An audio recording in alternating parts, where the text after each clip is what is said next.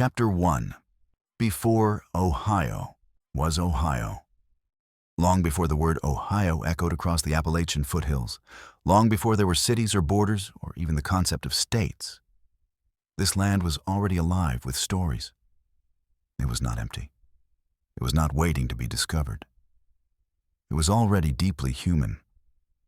Thousands of years before European settlers ever set eyes on the dense forests and winding rivers, people had made their home here. People who knew the land not as Ohio, but as sacred ground. The story of Ohio doesn't begin with the Declaration of Independence or the drawing of state lines. It begins in deep time, in a world of hunters, mystics, artists, and builders whose names are lost to history, but whose legacy still shapes the soil beneath our feet. When the last ice age receded some 12,000 years ago, what we now call Ohio emerged from a blanket of glaciers. The climate grew milder, forests took root, wildlife flourished, and with it, the first humans came. Nomadic Paleo-Indians who followed the great game, hunting mastodons and caribou across vast open plains. These early peoples left little behind but stone tools and the occasional campsite, whispers of a time almost impossible to imagine. As the centuries passed, life changed. The mammoths disappeared. The forests grew thicker. New cultures emerged, more settled, more complex. One of the most mysterious and brilliant of these were the mound builders, ancient societies who shaped the very earth into monuments that defied time. Among the most notable of these cultures were the Adena, who lived in what is now central and southern Ohio around 1000 BCE. They were among the first in the region to build burial mounds, sacred earthworks that rose like grassy hills over the dead. These mounds weren't random piles of dirt. They were planned, ritualized, layered with meaning. The Adena buried their elite with grave goods, tools, pipes, jewelry made from copper and mica, some of it sourced from hundreds of miles away. Trade routes, religious beliefs, a sense of ceremony, all were already deeply embedded in the land.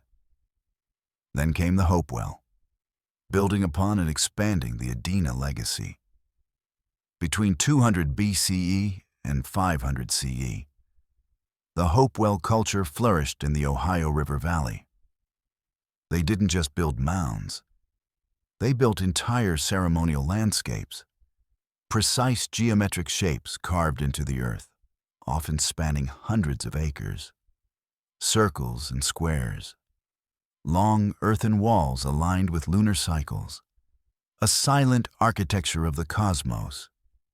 To walk through the Hopewell earthworks is to feel the breath of something larger than yourself, cosmic, mathematical, and deeply human.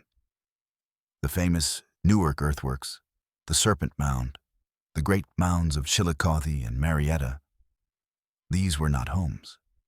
They were messages in the soil, statements of belief, portals between the worlds of the living and the dead.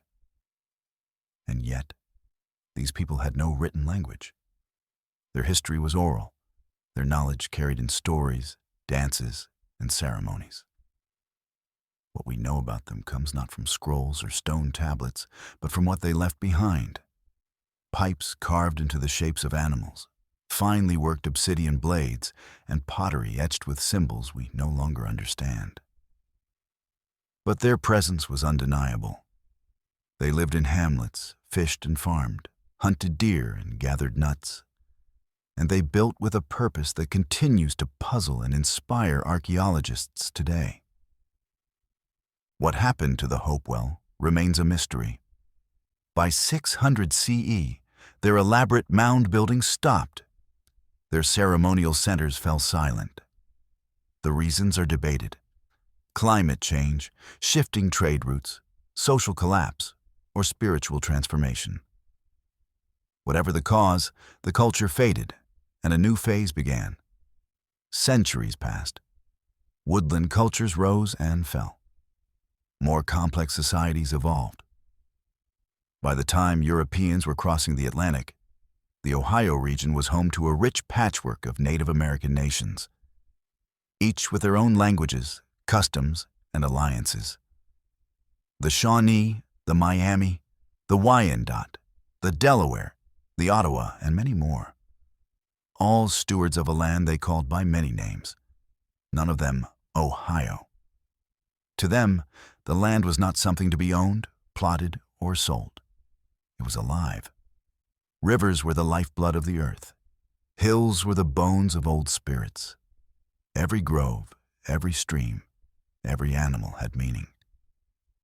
There were trails that had been walked for centuries, hunting grounds passed down through generations, sacred spaces hidden deep in the woods where only the elders dared go. It's important to understand, the story of Ohio is not one of discovery. It is one of encounter, of collision. When Europeans arrived in the 1600s and 1700s, they didn't find an empty land.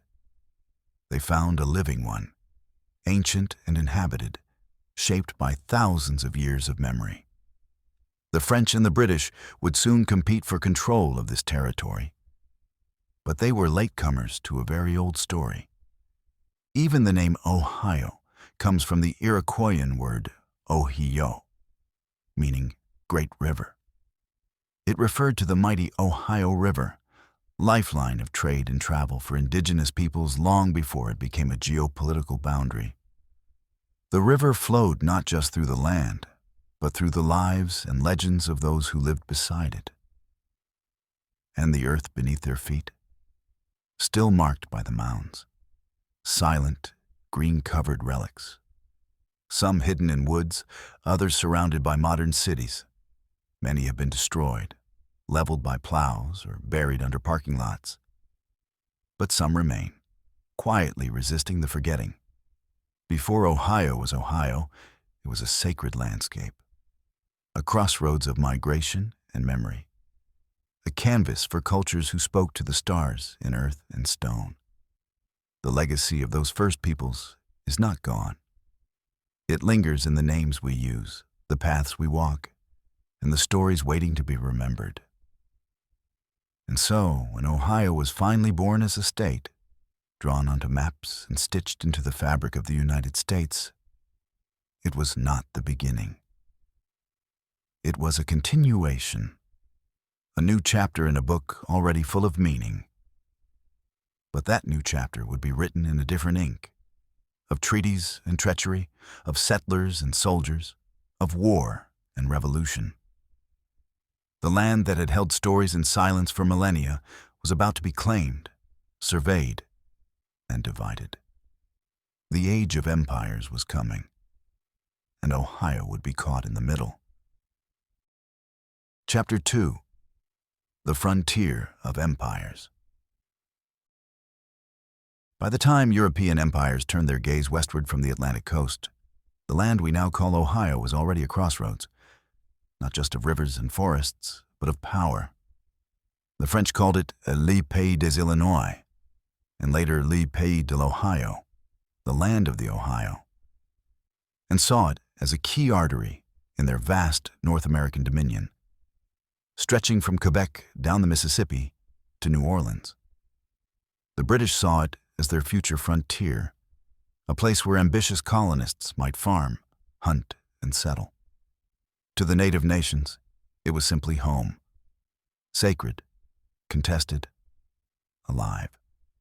What followed was not a quiet handshake between civilizations. It was a clash, a slow-motion storm of ambition, misunderstanding, and blood.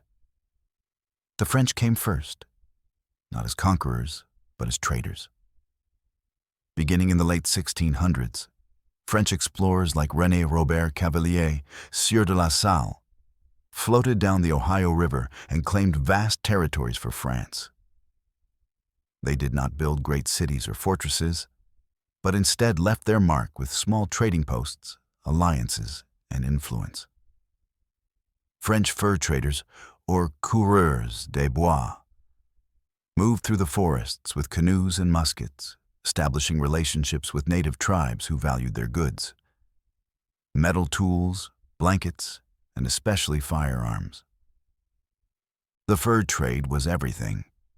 Beaver pelts, in particular, were in high demand in Europe, and the Ohio country became a prize for whoever could control its vast interior trade routes. The French cultivated trust, learning indigenous languages, intermarrying, and embedding themselves into tribal economies. For decades, this soft power allowed them to hold sway over the region without the need for armies. But the British were watching. From their colonies along the eastern seaboard, they looked west and saw land, fertile, unclaimed, and full of promise.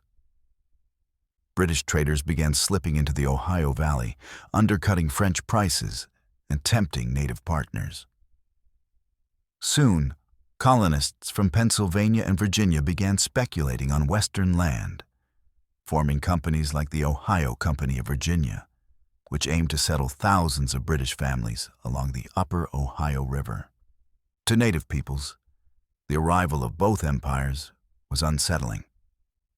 The Shawnee, Delaware, Mingo, and others found themselves trapped between rival powers, each seeking alliance, each promising friendship, each hungry for control. The shifting alliances and economic entanglements created new tensions between tribes, and between tribes and the newcomers. It was only a matter of time before war broke out. The French and Indian War, known in Europe as the 7 Years' War, erupted in 1754, and the Ohio country became its flashpoint. It was here, near modern-day Pittsburgh, that a young George Washington led a disastrous expedition against the French, triggering a global conflict. Forts were built and burned. Forests turned into battlefields. Native tribes took sides, often siding with the French, who seemed less interested in permanent settlement. For 9 years, the war raged. The French built Fort Duquesne at the fork of the Ohio, while the British countered with Fort Necessity. Skirmishes became sieges. The British ultimately prevailed, capturing Quebec and, by 1763, forcing France to cede nearly all its North American territories. The Treaty of Paris redrew the map. Britain now claimed the Ohio Valley. But conquest on paper is not conquest on the ground. The native nations had not surrendered. To them, the British were worse than the French, dismissive, aggressive, and hungry for land. British officials cut off the gifts and trade goods that had long been central to French native diplomacy. Settlers pushed westward, ignoring promises and borders. In response, a great leader emerged. His name was Pontiac, an Ottawa war chief with vision and resolve. In 1763, he led a confederation of tribes in what became known as Pontiac's Rebellion, a coordinated uprising against British forts and outposts across the Great Lakes and Ohio Valley. The rebellion was fierce. Forts fell. Garrisoned soldiers were slaughtered. The siege of Fort Detroit lasted for months. Fear gripped the British colonies as native warriors sought to push them back across the Alleghenies. Though ultimately suppressed, Pontiac's rebellion sent a clear message. The Ohio country would not be won easily. It was not a blank slate. It was already deeply inhabited. The British, recognizing the depth of native resistance, issued the Royal Proclamation of 1763. It forbade settlers from crossing the Appalachian Mountains, meant to protect native lands, at least temporarily. But it was too late. The appetite for land could not be contained. Colonists bristled at the restrictions, and land companies continued to draw maps and sell claims. Conflict simmered just beneath the surface. In the years that followed, the Ohio Valley remained a dangerous and contested place. A few small settlements took root, scattered cabins, trading posts, missionary stations. But for most British settlers, the region was seen as wild and threatening. Stories of raids and massacres filled newspapers back east, often exaggerated, but effective at shaping a vision of Ohio as a frontier of danger. Yet despite the tension, a slow trickle of pioneers kept coming. Scots-Irish families with dreams of independence, German immigrants fleeing crowded Pennsylvania towns, and Virginians seeking new fortunes beyond the Blue Ridge. They came with rifles, axes, and the belief that the land was theirs to take. Meanwhile, native communities were changing too. Decades of war, disease, and trade had transformed their societies. Some moved west, seeking distance from the encroaching tide. Others tried diplomacy. Some resisted with all they had.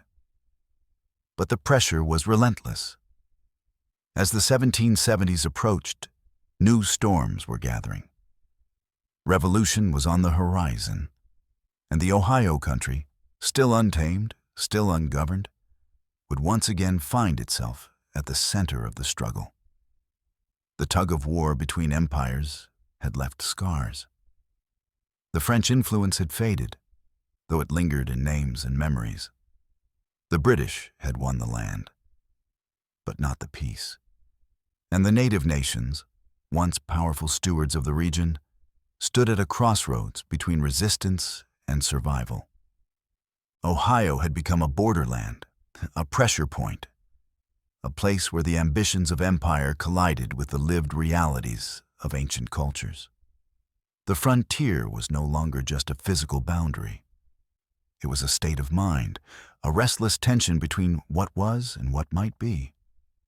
And as revolution stirred in the East, the fate of Ohio was far from certain. It had been claimed. It had been fought over. But it had not yet been tamed. The story of its settlement, its transformation into the heart of a young nation, had only just begun. Chapter 3: War, Revolution, and the Fight for the West.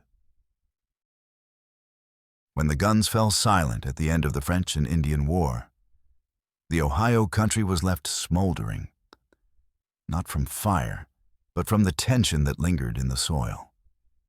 Britain may have won the land from France, but no treaty could erase the claims of the native nations who had lived there for generations. To them, the war had only changed the name of the intruder. And for the British colonists eyeing fertile farmland across the Appalachians, the ink on the peace treaty was merely an invitation to move west. The British tried to hold back the tide. The Royal Proclamation of 1763 forbade settlers from crossing into the Ohio Valley, drawing a line meant to preserve peace with the tribes. But land-hungry colonists saw it as a betrayal. The war had been fought, they believed, for the right to expand. Promises made to native peoples were nothing next to the promise of land ownership. And so they went, illegally, defiantly, into what they called the frontier. The native response was swift and fierce. Skirmishes erupted, alliances shifted, and the region remained unstable. But a new storm was already brewing back east. In Boston and Philadelphia, protests over taxes and imperial control grew louder. The American Revolution, when it came, was not just a war for independence. It was also a war for territory. And for many in the newly formed colonies, Ohio represented the future, the land that would secure prosperity for the next generation. As the Revolution broke out in 1775, the Ohio country became a shadow battlefield. There were no red-coated armies marching through its forests, but there was violence, sharp, personal, and constant. Native tribes found themselves forced to choose sides, many aligned with the British, who at least promised to limit colonial expansion. Others, weary of both empires, tried to remain neutral. but neutrality rarely survived contact with war. The British, lacking troops in the West, relied heavily on native allies to disrupt American supply lines and harass frontier settlements. Raids became common. Settlers were killed, homes burned, and whole families taken captive. In response, American militias launched brutal retaliatory campaigns, often indiscriminate in their violence. It was not war as conducted on open fields, but a grim back and forth of ambushes, reprisals, and revenge. One of the most infamous events came in 1782, near the end of the war, at a place called Gnadenhutten. There, in a tragic and chilling episode, American militiamen murdered nearly 100 peaceful Christian Lenape, men, women, and children, who had done nothing to provoke them. The massacre shocked even many in the colonies and marked a dark stain on the young nation's record in the West. But it also revealed a brutal truth. For many revolutionaries, the fight was not just against Britain. It was against any obstacle to expansion. When the war finally ended in 1783 with the Treaty of Paris, the British ceded vast territories to the United States, including the Ohio country. But again, this was a legal fiction drawn on European maps. The land still belonged, in reality and spirit, to its native inhabitants. Yet for the new American Republic, winning Ohio wasn't just a matter of pride. It was a matter of survival. The young United States was broke, fragmented, and hungry. To pay its war debts and secure its western borders, the government needed land. Land to sell, land to settle, land to promise veterans as payment for their service. The Northwest Ordinance of 1787 laid the foundation for that ambition. It created the Northwest Territory, a vast expanse north of the Ohio River, and set out the process by which new states, including Ohio, would be admitted to the Union. But paper laws did not settle land disputes. Native resistance grew stronger. The Shawnee, Miami, Delaware, and others refused to cede their homelands. A loose confederation of tribes began to take shape, bolstered by the knowledge that unity was the only hope for survival. At its heart stood a visionary leader, Tecumseh. Born in Ohio in the 1760s, Tecumseh was raised in the shadow of loss. His father died fighting settlers. His brother became a spiritual prophet, preaching the rejection of white goods and a return to traditional ways. Tecumseh himself became a warrior, then a diplomat, then a legend. He traveled from the Great Lakes to the Gulf of Mexico, urging tribes to unite in defense of their land. His vision was bold. A pan-Indian alliance that would reject all further land sales and draw a line the Americans could not cross. As the United States pushed deeper into the Northwest Territory, it met fierce resistance. In the early 1790s, American forces suffered catastrophic defeats at the hands of native warriors, most notably at the Battle of the Wabash, known at the time as St. Clair's defeat. It remains one of the worst losses in U.S. military history. Hundreds of soldiers were killed. The Ohio frontier shook with the realization that victory was far from certain. In response, President Washington ordered a new campaign, led by General Anthony Wayne. Wayne, hardened and methodical, trained his troops for a different kind of war, one that respected the tactics of forest fighting. In 1794, he led a decisive victory at the Battle of Fallen Timbers near present-day Toledo. The native alliance, unsupported by their former British allies, was broken.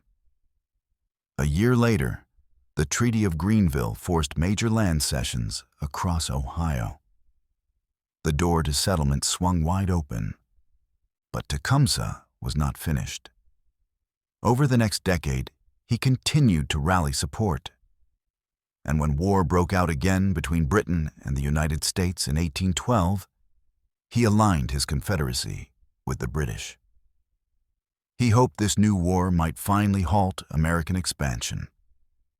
But the gamble failed. Tecumseh was killed at the Battle of the Thames in 1813. His dream died with him. The native resistance in Ohio was over. In the span of a few decades, the region had gone from contested wilderness to American possession. Towns rose, roads were carved. Surveyors drew squares on the land where mounds once stood. But the memory of what had come before lingered. In the names, the rivers, and the haunted silence of abandoned villages. Ohio had been won, but at a cost. The revolution had not ended with the signing of peace in Paris. It had continued in the forests of the West, in battles often left out of school books but central to the formation of the nation. It was in places like Chillicothe, Marietta, and Fort Recovery that the true boundaries of America were tested, not only against foreign empires, but against the peoples who had lived on that land for centuries. As Ohio prepared to take its place in the Union, its story was already layered with blood, ambition, and transformation. What came next would be something new. A state born of revolution, baptized by conflict, and poised to shape the destiny of a young and restless nation. Chapter 4. Birth of a State. By the dawn of the 19th century, the Ohio country was no longer a shadowland of competing empires and shattered alliances. It had been claimed, surveyed, mapped, and for better or worse, absorbed. But the process of transforming this once contested frontier into a functioning part of the United States was not as simple as drawing lines on a map. The birth of Ohio as a state was a slow, deliberate act of nation-building, an experiment in governance, settlement, and the American idea itself. The foundation was laid in 1787, while the ink on the Constitution had barely dried. That year, the Continental Congress, operating under the Articles of Confederation, passed one of its most visionary pieces of legislation, the Northwest Ordinance. More than just a plan for expansion, the ordinance was a political blueprint. It established the Northwest Territory, a vast swath of land north of the Ohio River and east of the Mississippi, out of which new states would eventually be carved. At the heart of the Northwest Ordinance was a radical idea. The territories would not remain colonies of the original 13 states. Instead, they would become equals. The ordinance guaranteed that new states would enter the Union on an equal footing with the original states. No lesser in sovereignty, no weaker in voice. It was a powerful promise, one that gave Western settlers not only land, but the potential for full membership in the American Republic. The ordinance also established key principles that would shape Ohio's future. It outlawed slavery in the territory, making the Northwest the first region of the United States to be free by design. It laid out protections for property, religious freedom, and public education. And it created a clear process for moving from unorganized wilderness to organized statehood. The transformation, though, was not immediate. At first, the Northwest Territory was governed by a federally appointed governor and judges, with no elected legislature. That governor was Arthur St. Clair, a Revolutionary War general with a sharp mind and a rigid sense of order. He established the first capital at Marietta, then later moved it to Chillicothe. Under his direction, the territory was divided into counties. Laws were codified, and roads were cut through forests. But St. Clair, for all his discipline, was not popular with the settlers. He represented distant authority, and he clashed often with local leaders who wanted more autonomy. and faster progress toward statehood. As the population grew, so did the demand for representation. The ordinance had set the threshold. Once a territory reached 60,000 free inhabitants, it could apply for statehood. By the turn of the century, that number had been reached in the eastern portion of the territory. Settlers, land companies, and aspiring politicians began pressing for action. But Arthur St. Clair had other ideas. He favored dividing the territory into 2 or even 3 future states, and opposed the idea of Ohio achieving statehood so quickly. His resistance would prove costly. President Thomas Jefferson, eager to see a new Republican stronghold in the West, removed St. Clair from office in 1802. With the governor out of the way, momentum surged. Congress passed the Enabling Act of 1802, authorizing the people of Ohio to draft a constitution and form a state government. Delegates gathered in Chillicothe that fall to write the new state's founding document. It was a rough frontier affair, without the grandeur of Philadelphia or the philosophical debates of the Federal Convention. But it got the job done. The Ohio Constitution established a legislature-dominated government, with a weak executive and no power of veto for the governor. It reflected the suspicion of centralized power that had taken root on the frontier. There were no statewide votes. The people did not ratify the Constitution. Instead, it was approved by the Convention and forwarded to Congress. On February 19, 1803, President Jefferson signed the act admitting Ohio into the Union. And yet, curiously, that act never formally declared the exact date of statehood. There was no ceremonial welcome, no official announcement. For decades, Ohio functioned as a state, but without a clear birth certificate. It wasn't until 1953, on Ohio's supposed 153rd birthday, that Congress passed a retroactive law declaring March 1, 1803, as the official date of admission. That strange quirk also explains another puzzle. Why Ohio doesn't appear on the original Constitution's list of states? When the document was written in 1787 and ratified in 1788, Ohio didn't exist. And though it would proudly call itself the 17th state, it was never formally added to the text. Its absence is not a snub, but a matter of timing. Still, to those who lived through it, the birth of Ohio was very real and deeply symbolic. It marked the first time the United States had created a state entirely from federal territory. It was proof that the Union was not fixed, but expandable, that a patch of contested frontier could, within a generation, become part of the American experiment. The implications were enormous. Ohio set the precedent for every state that would follow it west.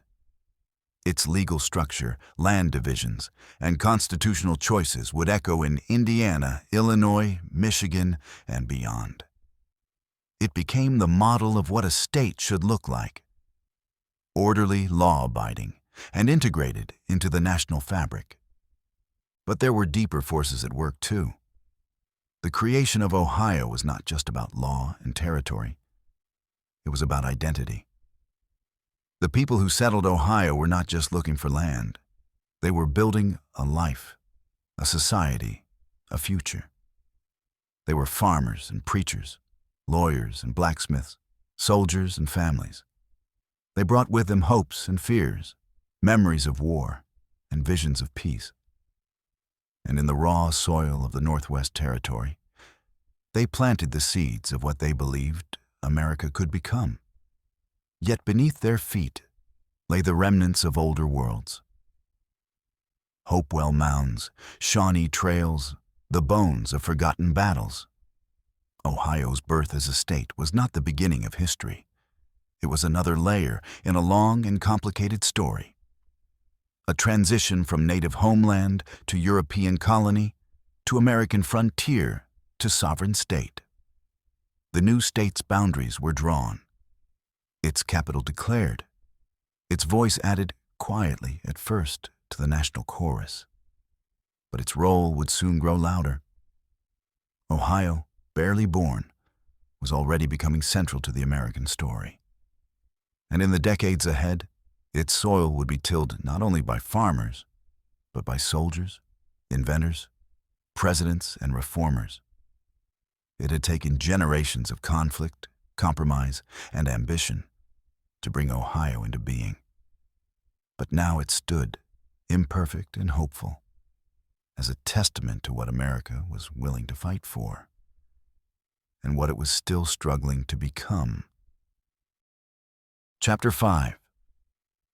Ohio Fever and the Settler Boom.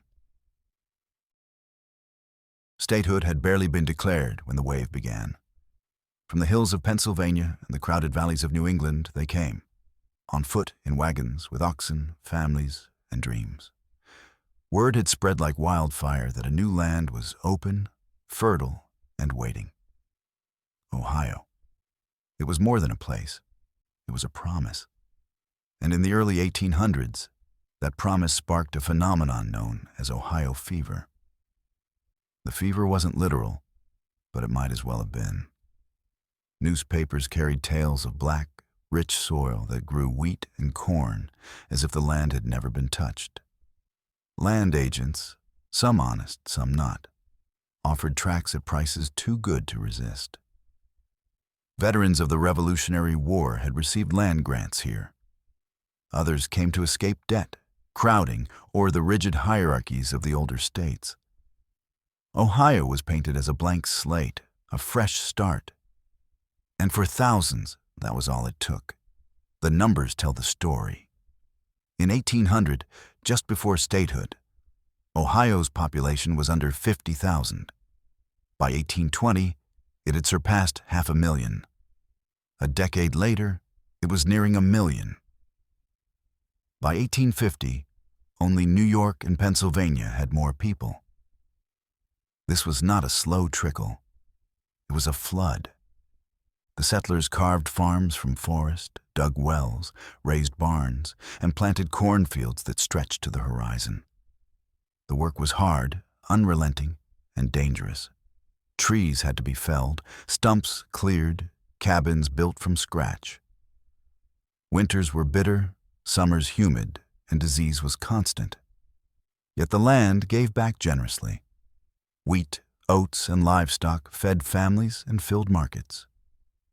What had been wild frontier quickly took on the shape of civilization.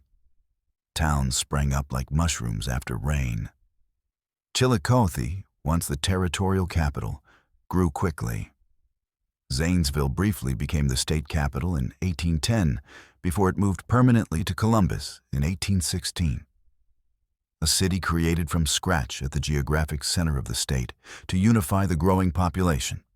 Other towns, Cleveland on Lake Erie, Cincinnati on the Ohio River, Dayton, Toledo, Akron, grew from trading posts or crossroads into full-blown cities within a generation. Cincinnati, in particular, earned the nickname Queen City of the West. It sat perfectly on the Ohio River, linking it to markets in Pittsburgh, Louisville, and eventually New Orleans. With steamboats churning up and down the river by the 1820s, Cincinnati became a hub of trade, pork packing, and manufacturing. The city boomed with German and Irish immigrants, and by mid-century, it rivaled some eastern cities in size and sophistication. But rivers alone couldn't carry a state. Ohio's real transformation came with roads and canals. At first, the roads were barely more than muddy paths. Settlers complained of axle-deep ruts, impassable woods, and months-long journeys. The need for infrastructure was urgent. The state responded by authorizing turnpikes, private roads funded by tolls. These turnpikes connected major towns and allowed wagons and stagecoaches to move with more reliability. The National Road, begun in Cumberland, Maryland, reached into Ohio by the 1820s and eventually stretched all the way to Illinois, cutting through Zanesville and Columbus along the way. But it was the canals that truly changed everything. The Ohio and Erie Canal, begun in 1825, stretched from Cleveland on Lake Erie to Portsmouth on the Ohio River.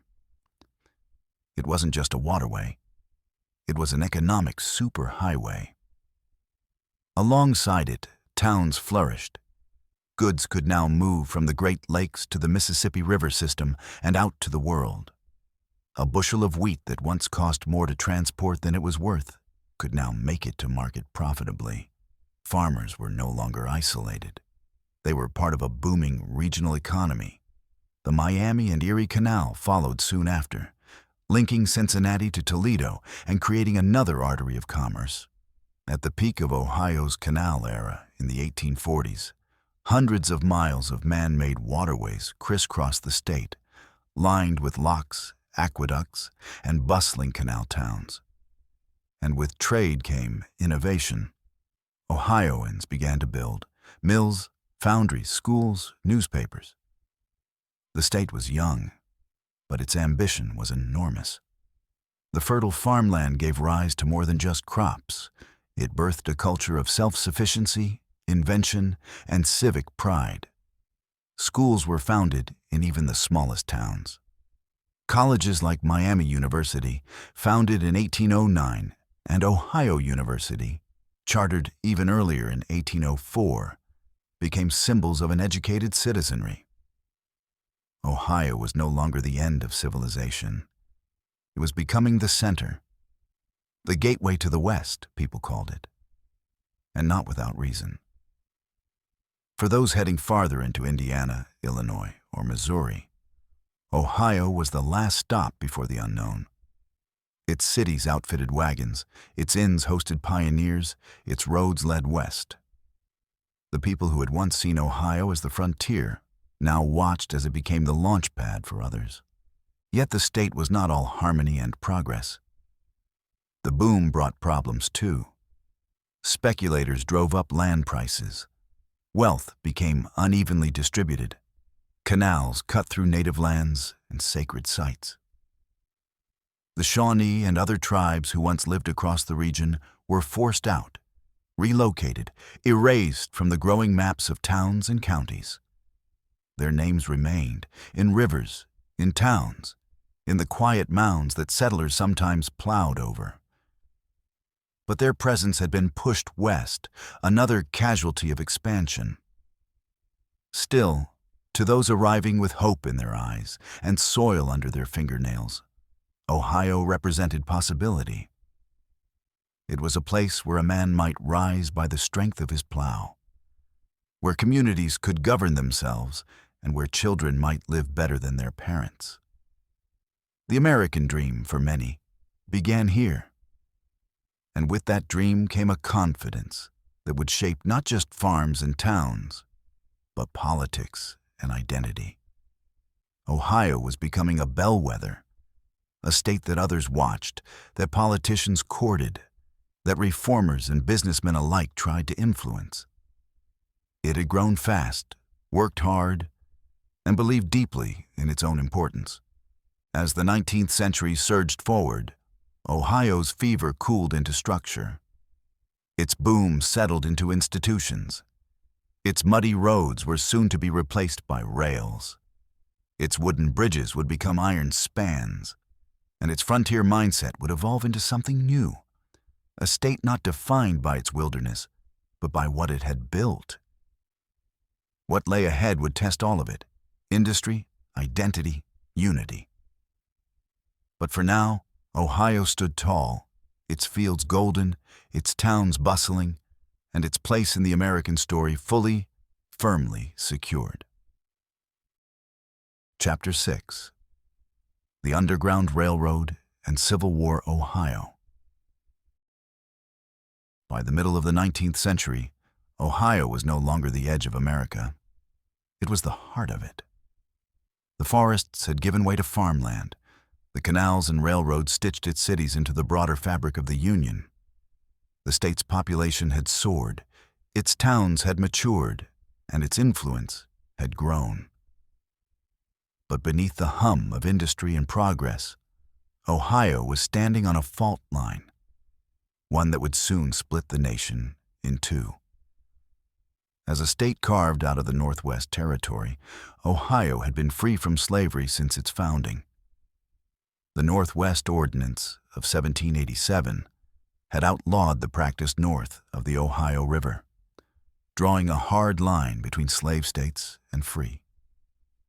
That river, muddy and winding, became more than a geographic boundary. It became a line between bondage and freedom. And Ohio, positioned directly across from Kentucky, a slaveholding state, found itself on the front lines of one of the most profound moral and political battles in American history. It was here that the Underground Railroad found some of its most vital stops and safest harbors. The term railroad was metaphor, of course.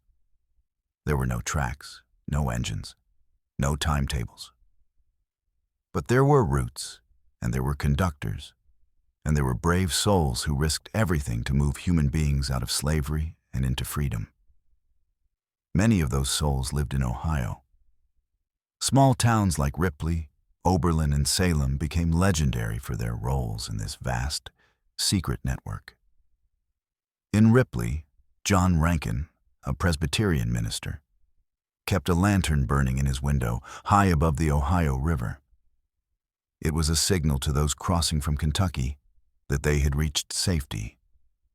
Rankin's hilltop home became one of the most important stops on the Underground Railroad, a beacon in the literal sense. In Oberlin, a radical abolitionist college town, the entire population seemed committed to defying the Fugitive Slave Act. Black and white citizens worked side by side to protect runaways. The town gained national attention in 1858 during the Oberlin-Wellington Rescue, when a group of citizens physically freed a captured fugitive from federal custody and helped him escape to Canada. It wasn't just an act of defiance. It was a declaration. These were not isolated moments. All across Ohio, barns hid fugitives beneath haylofts. Attics were fitted with false walls, and preachers preached sermons that doubled as instructions for the escape routes north. Free black communities, some descended from slaves who had bought their own freedom, provided critical aid, shelter, and guidance. Quakers, Methodists, and Baptists joined hands with escaped slaves and Northern intellectuals to create a network built not on paper, but on trust and courage. And yet, the risks were enormous. Harboring a runaway slave could lead to heavy fines, imprisonment, or worse. The Fugitive Slave Act of 1850 turned the entire country into an enforcement zone, allowing slave catchers to operate in free states and demanding that local officials assist in the capture of escapees. For Ohioans who opposed slavery, this law was intolerable.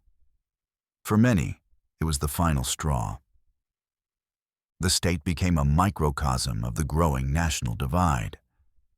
Politicians like Salmon P. Chase, later Lincoln's Treasury Secretary and Chief Justice of the Supreme Court, rose to prominence by championing anti-slavery causes. Chase was known as the Attorney General for Fugitive Slaves, defending those charged with aiding runaways.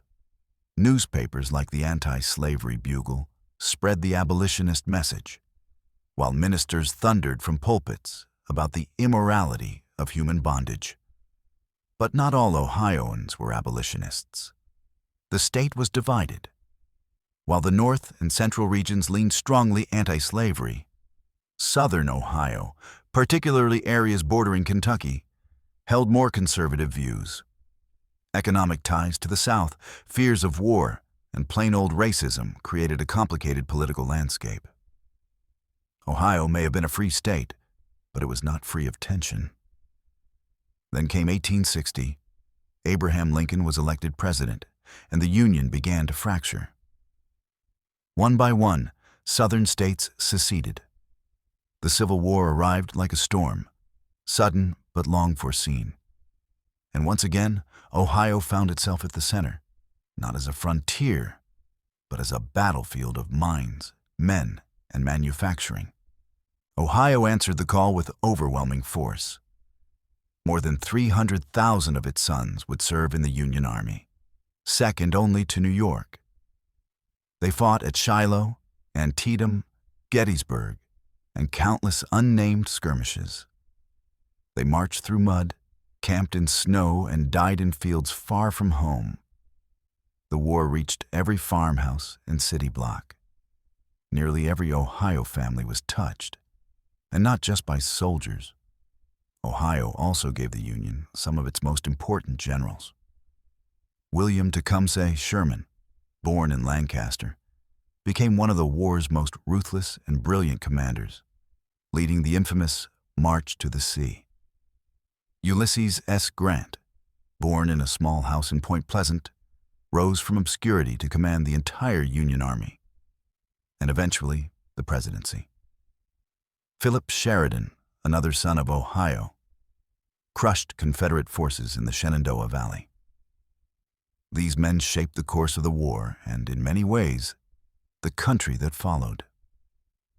Back home, the state became a hive of activity. Cincinnati and Cleveland built weapons, uniforms, and boats. Railroads carried troops and supplies. Women organized relief efforts, rolled bandages, and took over farms and businesses in the absence of men. Refugees, both black and white, poured into Ohio from the South. The state bore the weight of war, not just with soldiers, but with sacrifice.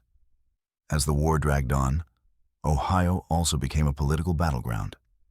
Copperheads, Northern Democrats who opposed the war, were especially active here. In 1863, former Congressman Clement Vallandigham, an Ohioan, was arrested by the military for giving anti-war speeches. Lincoln, in a moment that blurred the line between law and politics, had him deported behind Confederate lines. The incident ignited debate over civil liberties and dissent, but also revealed just how high the stakes had become.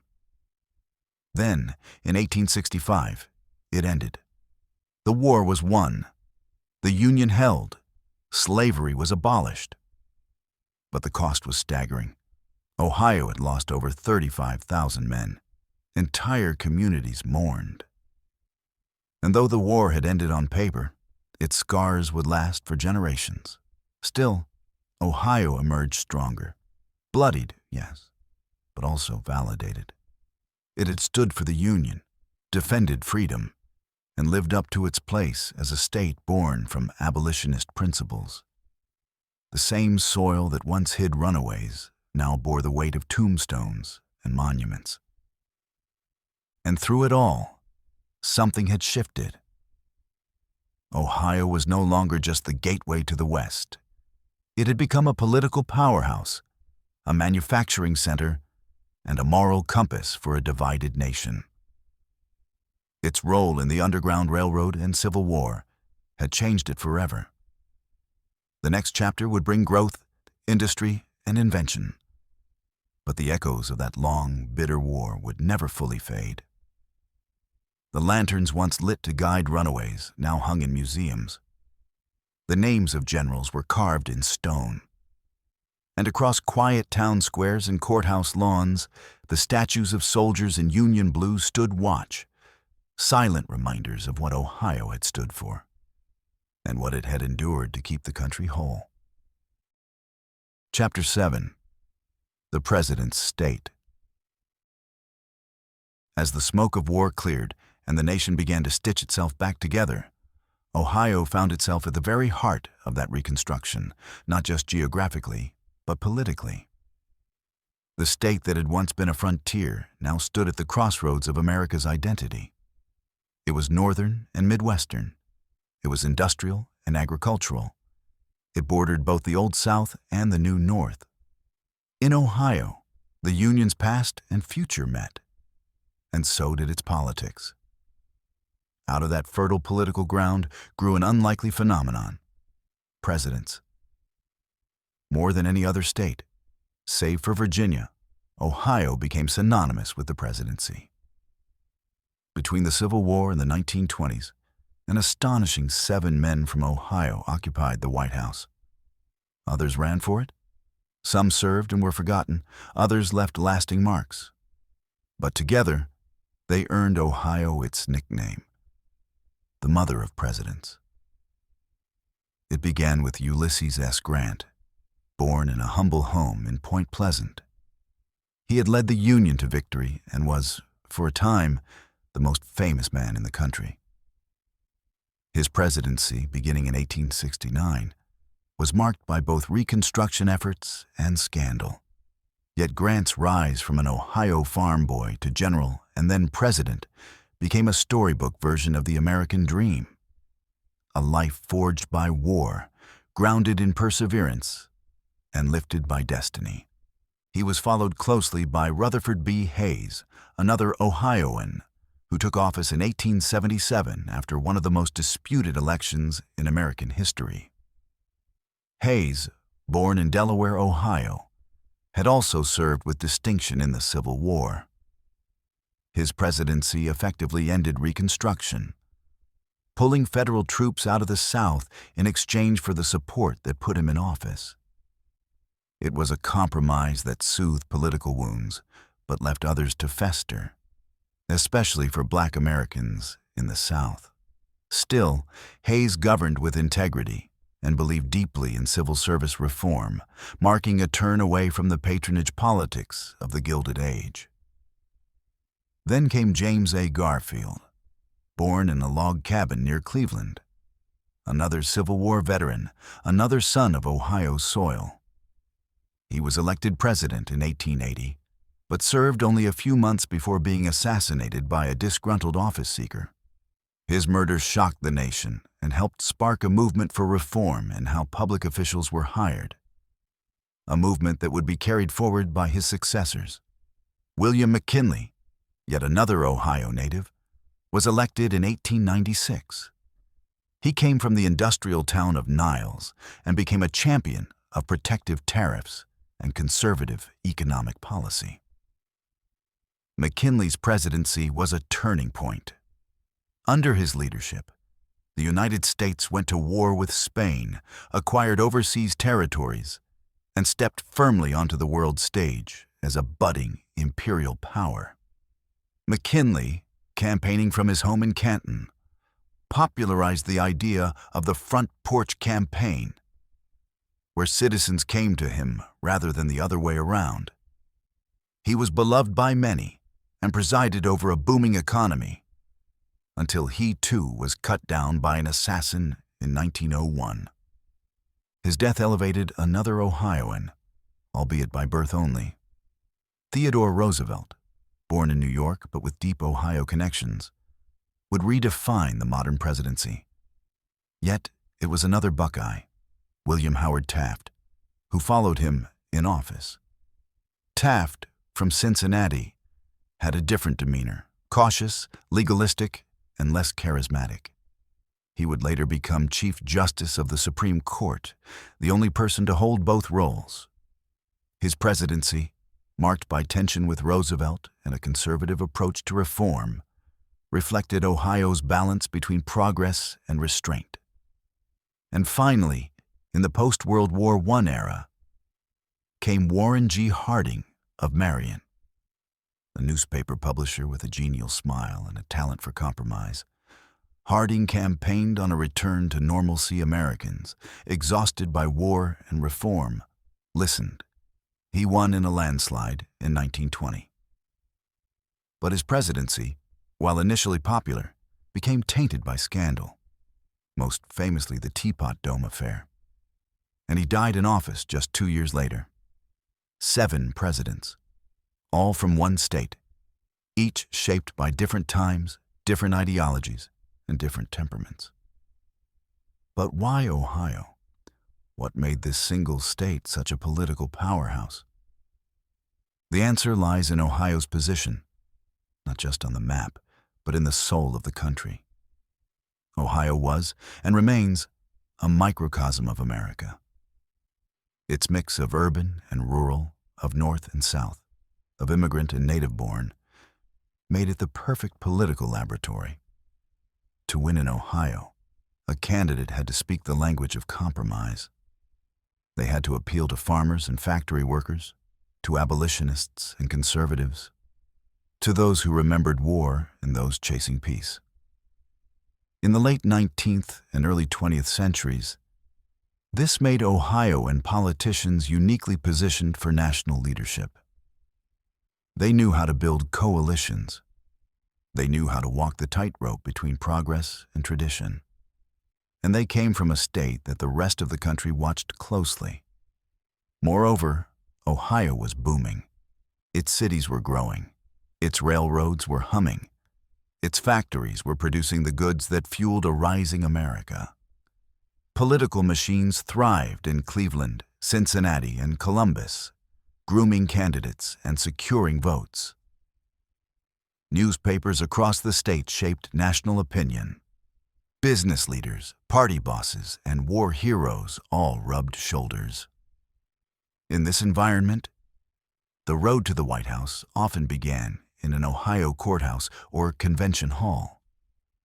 But as the 20th century marched on, Ohio's presidential streak began to fade. The rise of national media, changes in population patterns, and the shifting centers of power made it harder for one state to dominate. Still, the legacy remained. Even into the 21st century, Ohio retained its reputation as the ultimate swing state, a place where elections are won or lost, where the political winds shift, and where America tests its mood. Ohio's presidents were not perfect. Some were great, others mediocre. Some inspired, others disappointed. But together, they reflected the contradictions and complexities of the American character, resilient, divided, visionary, and flawed. They came from farms and factories, battlefields and boardrooms, and they carried with them the imprint of a state that believed deeply in its place at the center of the national story. To walk through Ohio today is to walk among their memories. Statues rise in courthouse squares, libraries bear their names, old campaign buttons rest in museum glass. And yet, the idea persists, not of nostalgia, but of possibility, that the next president might once again come from a small town in the Buckeye State. That in Ohio, the dream of leadership still stirs. For in every era of turmoil, every season of reinvention, America has looked to Ohio, not just for votes, but for vision. And time and again, Ohio has answered. With presidents, with ideas, with the quiet conviction that what begins here might just shape the future of the nation. Chapter 8. Industry, Invention, and Immigration. As the 19th century gave way to the 20th, the rhythm of life in Ohio began to change. The quiet cadence of the farm was overtaken by the clang of a hammer on steel, the hiss of steam, the rumble of trains, and the steady thrum of machines that never slept. Cities grew, skylines rose, and the air itself thickened with the scent of coal and ambition. Ohio, once a rural landscape of fields and forests, had become an industrial powerhouse. It happened quickly. The very geography that had made Ohio a destination for settlers, the rivers, the fertile soil, the central location, now made it a hub for industry. Railroads stitched together its growing cities. Coal and iron lay beneath its hills, and the people who once came seeking farmland now came chasing wages. Ohio's cities transformed into engines of production, churning out goods that would power the nation and shape the world. In the Northeast, the steel mills of Youngstown and Cleveland lit up the night sky. Blast furnaces poured molten metal into molds that would become girders, rail tracks, and machinery. Steel was more than a product. It was the backbone of progress.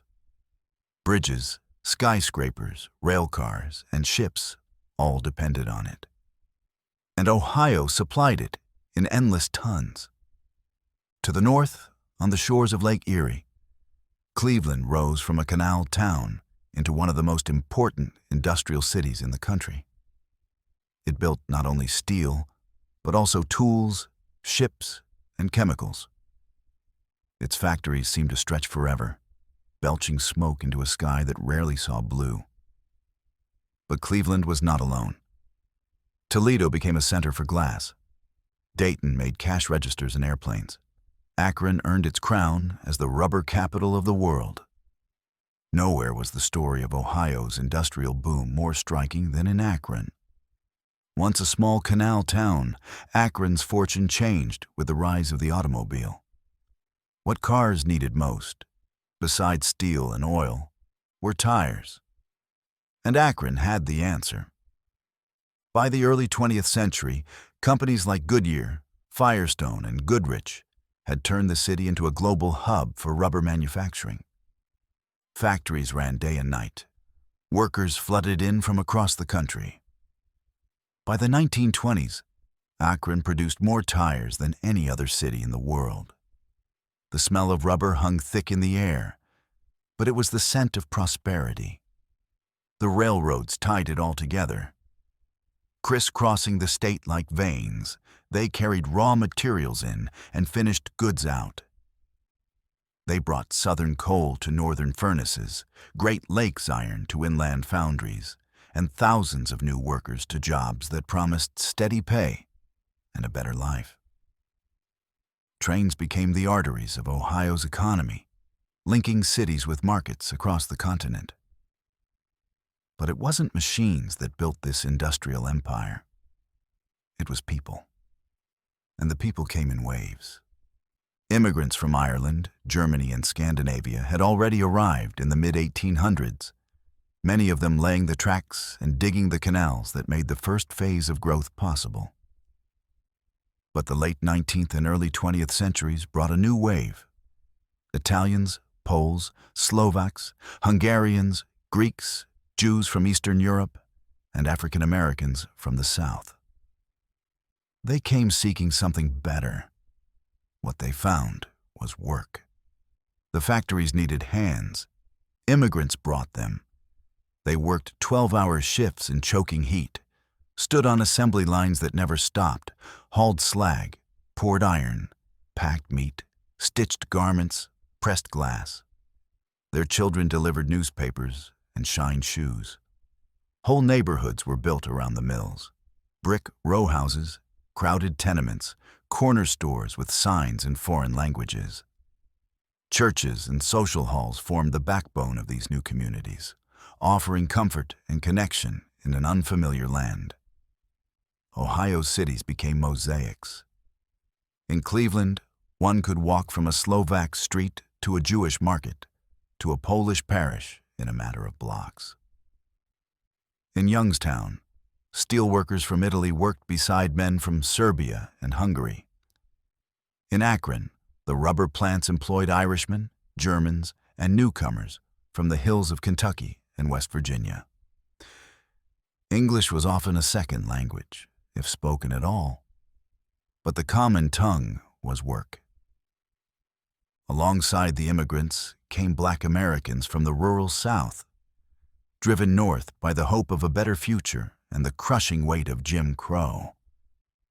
They settled in Cincinnati, Cleveland, and Columbus, joining the industrial workforce and carving out neighborhoods of their own.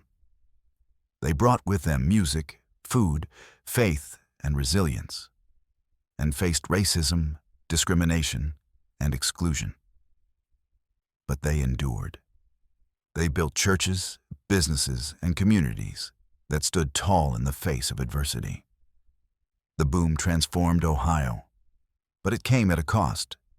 The air grew thick with soot. The rivers ran with waste. Labor conditions were harsh, safety minimal. and exploitation common. Children worked in factories. Workers died in preventable accidents. Strikes erupted, sometimes peaceful, sometimes violent, as labor fought for dignity, fair wages, and the right to organize. The voices of workers grew louder. So did the response of the powerful. Yet despite the hardship, there was a sense of momentum, a belief that this was the price of progress. People endured because the future seemed within reach. A steady paycheck could lead to a house. A house could lead to education. A child born in a tenement might, someday, sit behind a desk or even in Congress. That was the American dream, and in industrial Ohio, it seemed not only possible, it seemed tangible. Innovation flourished alongside production. Dayton became a center for invention. The Wright brothers, working from a small bicycle shop, built the world's first successful airplane. Charles Kettering, born in Loudonville, invented the electric starter and revolutionized the auto industry. Inventors, entrepreneurs, and tinkerers thrived in Ohio's growing cities, pushing the boundaries of what machines could do and how lives could be improved. By the 1920s, Ohio stood as a symbol of American industrial might. Its cities pulsed with energy. Its factories armed the world with tools, vehicles, and ideas. It had become not just a state, but a powerhouse, feeding the engines of capitalism, absorbing the diversity of the world, and helping to define what modern America would look like. But change was coming. The Great Depression loomed. Global conflict was on the horizon, and the very industries that had brought prosperity would soon face new pressures. For now, though, Ohio stood at its peak, a humming, smoking, working monument to human labor and ambition. The fields had given way to factories. The river towns had become industrial giants. The immigrants had become neighbors. And Ohio, once a frontier, had become the beating heart of a modern nation. Chapter 9. Boomtowns and Busts. The clang of industry still echoed across Ohio as the 1920s began. The steel mills glowed red, the tire factories of Akron spun day and night, and the storefronts of booming cities like Cleveland and Youngstown filled with goods from every corner of the world. Trains rolled through city stations, radios crackled with jazz, and cars, many built with Ohio steel and rolling on Ohio rubber, buzzed along new concrete roads. The war was over, the factories had survived the transition to peace, and Americans were spending. In Ohio, the good times seemed limitless.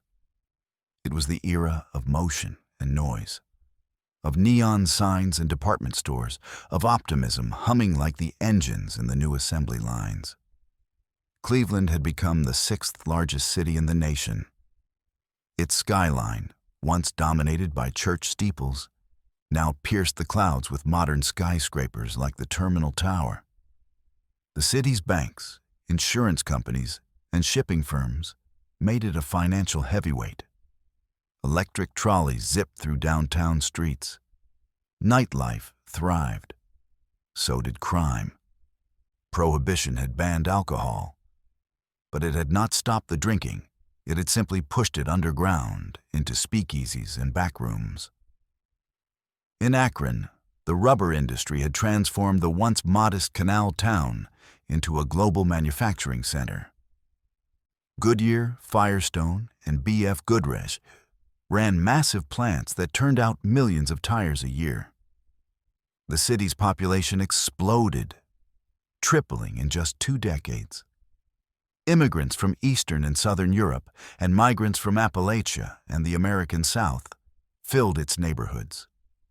Polish, Italian, Slovak, and Black communities each carved out their own spaces, united by labor and divided by culture and hardship. Youngstown, fueled by steel, saw similar growth. Situated in the Mahoning Valley, it became a city where entire families worked in the mills. The skyline may have been smaller, but the blast furnaces burned just as bright. Steel money built mansions on hilltops and funded opera houses, parks, and libraries. It was a city with grit in its soul and smoke in its lungs. These were boom towns, built on fire and sweat, where the American dream seemed tangible and near. The working class had power. Labor unions grew stronger, pushing for better hours, safer conditions, and livable wages. For many, it was the first time they could imagine their children having more than they did. But beneath the gleam of new cars and the cheer of big band music, cracks had already begun to form. Farms across Ohio, still vast despite urban growth, didn't share in the decade's wealth. Mechanization and overproduction had driven prices down. Rural families worked harder for less, and while factories boomed, they did so at breakneck speed, often with little regard for long-term sustainability. Credit became easy to obtain. Debt rose. The stock market soared. And then, in October 1929, it all stopped. The crash on Wall Street rippled out like an earthquake, and Ohio was one of the first states to feel the shock. Within months, factories began to close or slow production. Orders dried up. Workers were laid off by the tens of thousands. In Cleveland alone, unemployment soared to over 30%. In industrial cities like Akron and Youngstown, the collapse of demand was devastating. Without buyers for their goods, factories shut their gates, some permanently. What had been symbols of progress, steel mills, tire plants, machine shops, now stood idle, rusting. The impact was swift and brutal. Families who had saved for years saw their money vanish. Banks failed. Homes were lost. Bread lines formed outside churches and relief stations. Children wore shoes with cardboard soles. Entire neighborhoods darkened at night because electricity bills couldn't be paid. Once proud workers stood silently in line, their pride crushed under the weight of economic collapse. And yet, in this despair, a different kind of movement grew. Mutual aid societies sprang up within immigrant communities. Neighbors shared food. Churches opened their basements. Cities began experimenting with public works programs. In Columbus, Cleveland, and Cincinnati, local officials tried to stretch thin budgets to provide relief. The state government, overwhelmed, struggled to keep up. It wasn't just the working poor who were hit. Middle-class families, business owners, shopkeepers, all felt the sting. In Dayton, Toledo, and Canton, school budgets were slashed. Teachers went unpaid. Hospitals rationed care. The prosperity of the 1920s, it turned out, had been built in part on illusion, on fragile credit, on overconfidence, on industries too dependent on narrow markets. President Hoover's attempts at intervention were seen as too little, too late. By the early 1930s, Ohioans were looking for something new. When Franklin D. Roosevelt promised a New Deal in 1932, Ohio listened. And when he won the presidency, the state became a testing ground for some of his boldest ideas. Federal relief poured into Ohio. The Civilian Conservation Corps put young men to work planting trees and building trails. The Works Progress Administration built roads, schools, and bridges. In Cincinnati and Cleveland, artists were hired to paint murals in public buildings. The Tennessee Valley Authority didn't reach Ohio, but its spirit did, reimagining what government could do to lift people out of despair. Still, recovery was uneven.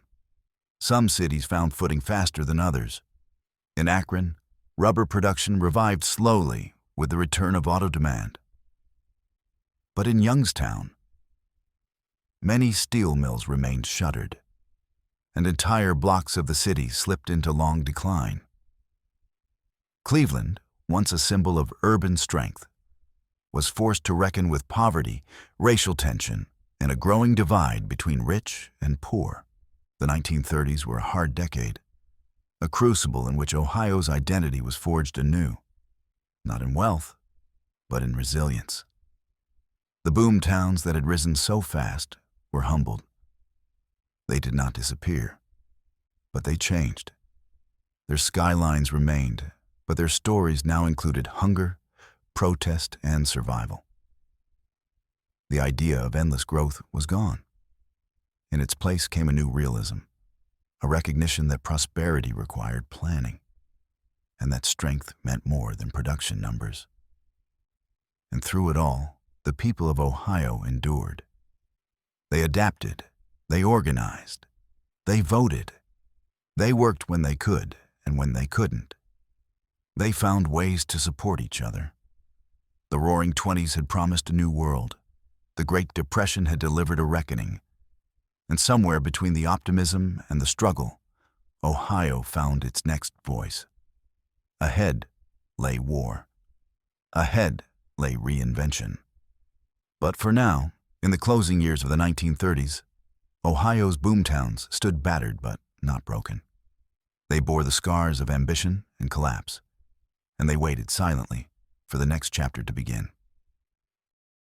Chapter 10: World War II and the Arsenal of Democracy. When war returned in 1939, first to Europe and then to Asia, most Americans watched from afar, wary and weary after the horrors of the First World War and the hardships of the Great Depression. But history has a way of pulling even the reluctant into its current. And when bombs fell on Pearl Harbor on December 7th, 1941, Ohio, like the rest of the nation, was jolted into action. The state that had built America's tires and steel during peacetime now turned to a different task, becoming the engine of victory. Factories that once made cars and kitchen appliances were swiftly repurposed. Assembly lines adapted overnight. Rubber plants in Akron that had produced tires for Fords now produced treads for tanks. Steel mills in Youngstown and Cleveland shifted from structural beams to battleship armor. Toledo, the glass city, began producing windshields for aircraft and periscopes for submarines. Dayton's engineers helped develop airplane components and secret technologies. Cincinnati's machine shops hummed with the sound of shell casings and airplane engines. Ohio had become a central cog in what President Roosevelt called the arsenal of democracy. The numbers were staggering. Ohio ranked among the top states in war production. More than 800 factories across the state received defense contracts. General Motors, Firestone, Goodyear, National Cash Register, and countless smaller companies turned out weapons, vehicles, radios, boots, uniforms, and engines. From the skies over Europe to the jungles of the Pacific, the imprint of Ohioan labor could be found in every bolt and bullet. But it wasn't just machines. It was people, millions of them, who made it all possible. Over 800,000 Ohioans served in the armed forces during World War II. Soldiers from Cleveland, Columbus, Dayton, and every small town in between marched off to battlefields across the world. Many never returned. Those who did carried the war with them in ways no one else could fully understand. Back home, the war reshaped daily life. Ration books replaced grocery lists. Scrap drives became community events. Victory gardens appeared in backyards and vacant lots. School children collected rubber bands and tinfoil. Every ounce of material was repurposed for the war effort. Every gallon of gasoline was precious. The factories ran constantly, and with so many men overseas, new hands were needed. Women stepped into roles that had once been closed to them. Across Ohio, They donned coveralls and gloves, pulled their hair back in scarves, and learned how to weld, rivet, and operate machinery. They built bombers in Columbus, packed munitions in Dayton, and stitched parachutes in Akron. Rosie the Riveter wasn't just a poster. She was real, and she lived in Ohio. For many women, it was the first time they'd worked outside the home or earned a steady wage. It brought a new sense of independence and pride. But it wasn't without its costs. They faced long hours, lower pay than men, and the constant pressure to step aside when the war ended. Still, for the duration of the conflict, Ohio's women kept the arsenal of democracy running. So too did Ohio's black citizens, many of whom saw the war as a double fight, one abroad against fascism and one at home against racism. The migration of African Americans from the rural South to Ohio's industrial cities accelerated during the war. Cleveland, Toledo, and Cincinnati saw the growth of vibrant black neighborhoods, churches, and businesses. In the factories, black workers finally gained access to better jobs, though often after protest, and still under the shadow of discrimination. Black newspapers in Ohio, like the Call and Post, championed the Double V campaign, Victory Abroad and Victory at Home. It became a rallying cry for civil rights, a call that echoed in union halls, barbershops, and kitchen tables. Some black workers joined newly formed unions, while others were excluded. Some served in segregated military units, fighting bravely for a country that still denied them full citizenship. But their contribution was undeniable and essential. Ohio's role in the war wasn't just economic. It was cultural, political, and deeply personal. Towns hosted bond drives and farewell parades. Churches prayed for boys overseas. Families gathered around radios to hear updates from the front lines. The war touched every life. And when it finally ended in 1945, after years of sacrifice, Ohio stood transformed. The post-war years brought a level of prosperity the state had never seen before. Returning veterans used the GI Bill to buy homes, attend college, and start businesses. Suburbs spread rapidly around Cleveland, Columbus, and Cincinnati. Streets that had once been filled with smoke and soot now saw rows of tidy homes, trimmed lawns, and two-car garages. The middle class exploded. The factories that had built tanks and planes shifted back to cars and consumer goods.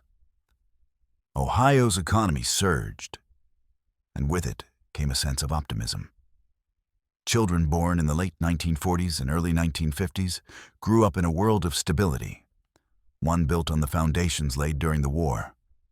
Yet, not all was equal. For many women, the return of soldiers meant a return to traditional roles. For many black families, the prosperity was uneven, and the fight for equality had only just begun. But the war had planted seeds of change, of awareness, of a growing realization that democracy meant more than just defeating enemies abroad. The arsenal of democracy had proven that Ohio could build anything. But the post-war years posed a new question. What kind of society would be built now? Factories expanded, highways unfurled across the state, and the promise of the American dream seemed within reach. Ohio had fought, worked, and endured. It had risen from depression through determination and had helped to win the greatest war in human history. In Cleveland's public square, a soldier's statue looked out over a city rebuilt. In Akron, rubber rolled again, but this time for peacetime roads. In Dayton, inventors tinkered not with weapons, but with televisions, appliances, and new dreams. The air still held the scent of oil and ambition, but now it carried something else too: hope. The war had tested Ohio's strength. The years that followed would test its soul. But for a time, at least, the state stood proud, grateful for peace, determined to grow, and forever shaped by the war that had demanded so much and revealed even more. Chapter 11. Civil Rights and City Fights. The peace that settled over Ohio in the aftermath of World War II did not last forever. Beneath the post-war prosperity, under the new highways and the gleaming department stores, the state's cities carried a tension that had never truly disappeared. The factories were running, the suburbs were growing, and Ohio's middle class was swelling. But the prosperity was uneven, the neighborhoods divided, and the promises of equality left hollow for many. By the 1960s, the storm could no longer be contained. The war had changed the state's population. African Americans, many of whom had migrated from the South in search of work and dignity, now made up large parts of Ohio's urban cores. Cleveland, Cincinnati, Columbus, Toledo, Akron, and Dayton. They had fought for the country, worked in the factories, and raised families in neighborhoods often confined by redlining, restrictive housing covenants, and economic neglect. In many cities, the lines were literal.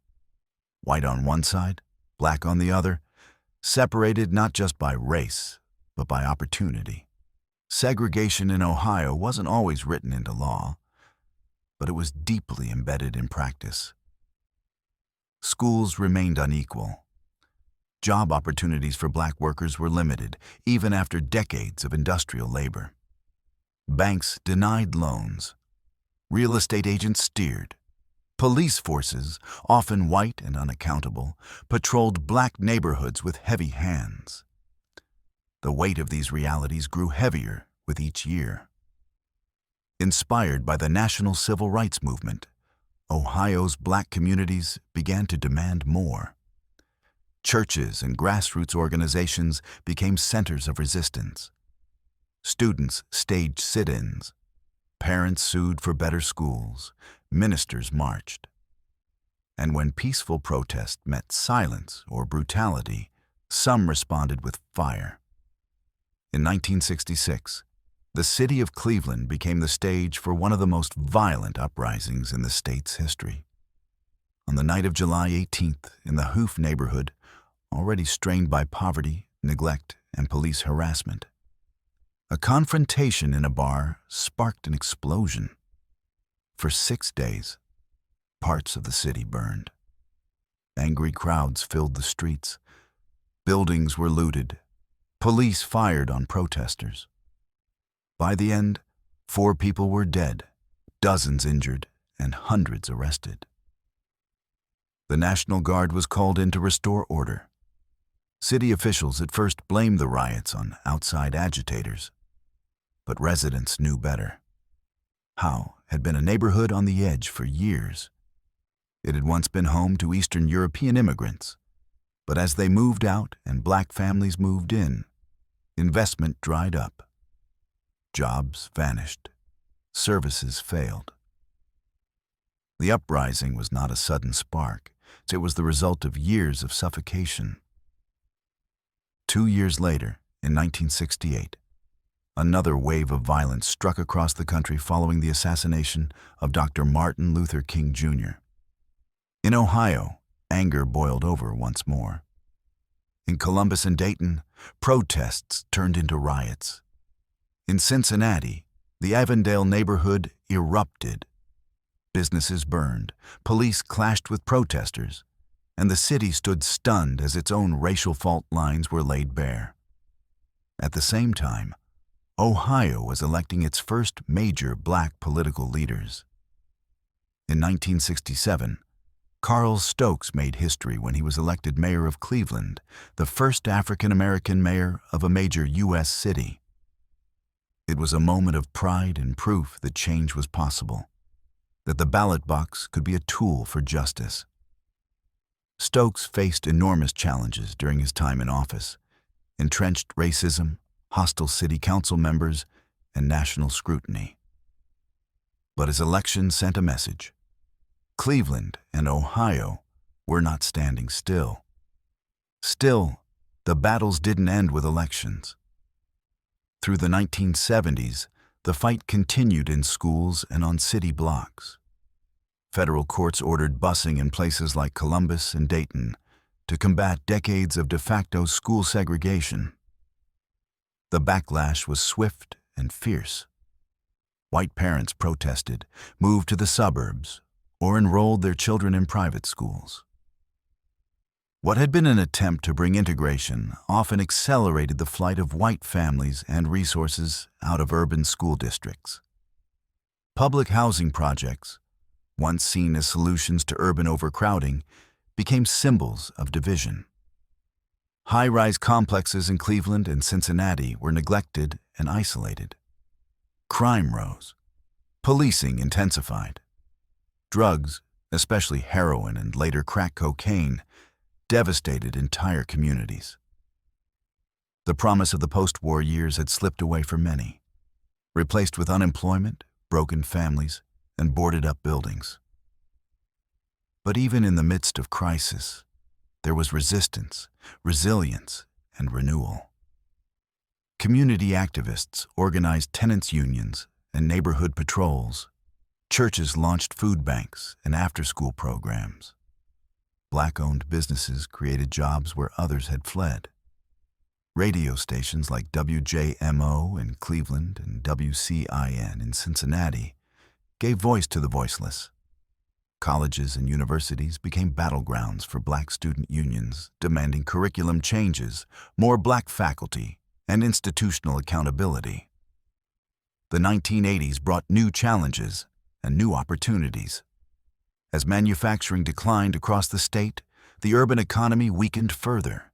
Steel mills closed. Rubber plants laid off thousands. The jobs that had once lifted families into the middle class were gone. Cities like Youngstown and Akron, which had thrived on a single industry, struggled to reinvent themselves. The urban landscape began to hollow out. But in that void, a new generation emerged. Politicians, artists, teachers, and organizers who carried forward the fight for equity.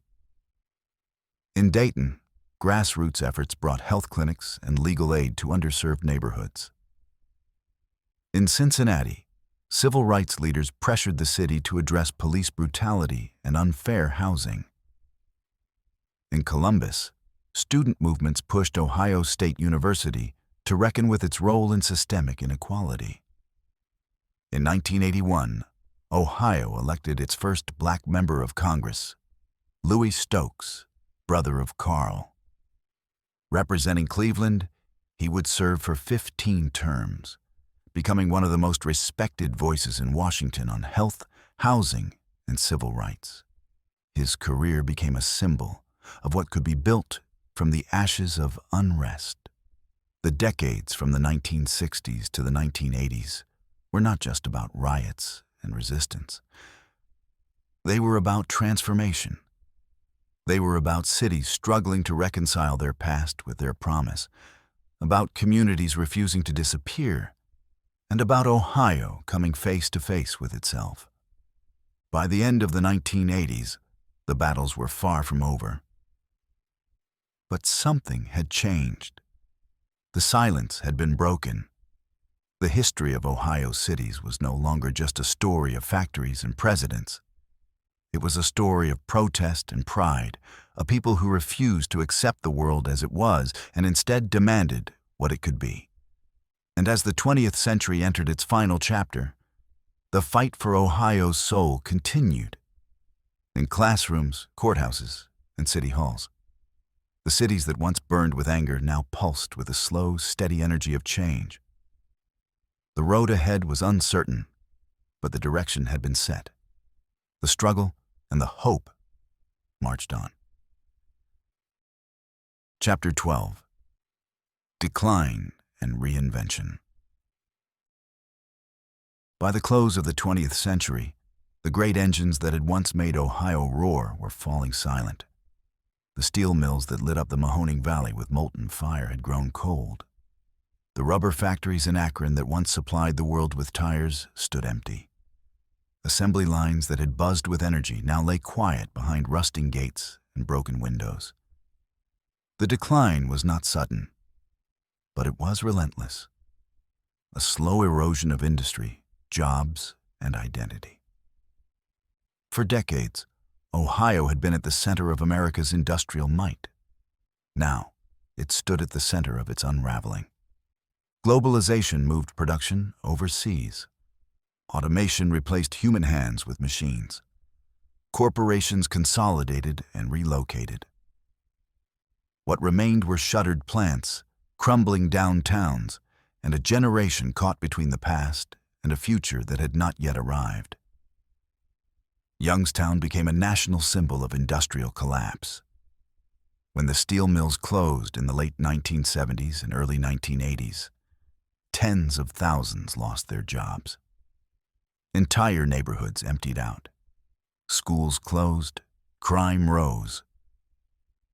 What had once been a city of promise became a case study in economic despair. The story was not unique. Cleveland lost half its population in a few decades. Dayton, once a hub of invention, struggled to find a new direction. Toledo, Canton, Lorain. The map of Ohio was dotted with cities in decline. The factories had defined not just the economy, but the culture. They were the source of pride, community, and purpose. Without them, something deeper was lost. Men and women who had expected to spend their lives on the line found themselves adrift. Young people left in search of opportunity elsewhere. The ones who stayed behind carried the weight of survival, often without hope. In the vacuum, new crises took root. One of the most devastating was addiction. The opioid epidemic swept through Ohio like a plague. What began with overprescribed painkillers turned into something darker: heroin, fentanyl, and lives spiraling out of control. No city was spared, no family untouched. Small towns saw morgues overflow. First responders carried Narcan like breath mints. Parents buried children. Children grew up without parents. The numbers were staggering. In some years, Ohio had among the highest overdose death rates in the nation. The epidemic didn't care about politics, race, or class. It hit poor neighborhoods and middle-class suburbs. It turned high school athletes into addicts, factory workers into ghosts. The loss was quiet but devastating. Measured not just in obituaries, but in broken families, hollowed communities, and lost potential. At the same time, political winds began to shift. Ohio, once a bellwether state that reflected the national mood, began to fracture. The divide between cities and rural areas, between old Union towns and sprawling suburbs, grew wider. Polarization deepened. Economic anxiety turned into cultural resentment. Campaigns grew sharper, angrier. Neighbors stopped talking. Town halls turned into battlegrounds. But decline is never the whole story. Even in the darkest chapters, there were signs of resilience. In Cleveland, artists and entrepreneurs began to reclaim abandoned buildings. Warehouses became galleries. Breweries opened in hollowed-out districts. Young people returned, drawn by cheap rent and the possibility of creating something new. In Columbus, the capital city, a tech and education boom took root.